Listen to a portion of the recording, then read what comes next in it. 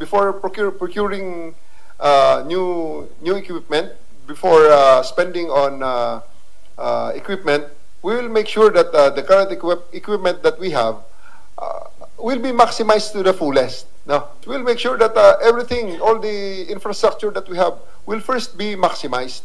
Andiyan ang body camera natin. We want 100% utilization of the body camera. We want to make sure that 100% ang utilization nito mga radios natin, ang communication equipment natin.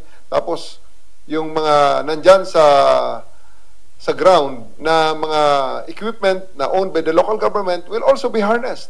Like sa maraming mga cities and jurisdictions, may mga CCTV, including the MMDA.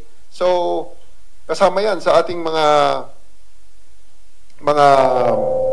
priority na matap muna bago tayo mag-procure ng panibagong mga equipment. Isa rin po sa problema natin yung pag mas malaking mga cybercrimes, sir, mas madami. Yes. So, may mas bago po ba tayong approach para Totoo yun. The anti-cybercrime group is really is doing a very good job, no? Kaya lang, alam nyo naman, yung knowledge mo ngayon, parang telepono rin lang yan.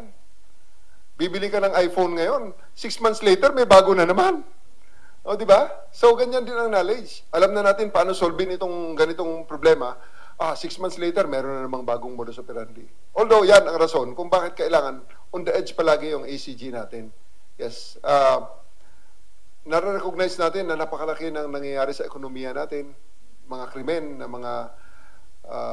mga ginagawa dyan sa cyberspace. So, ang ating mga kababayan, we are strategizing. Actually, meron na tayong mga operational plans dyan. Baka kailangan nating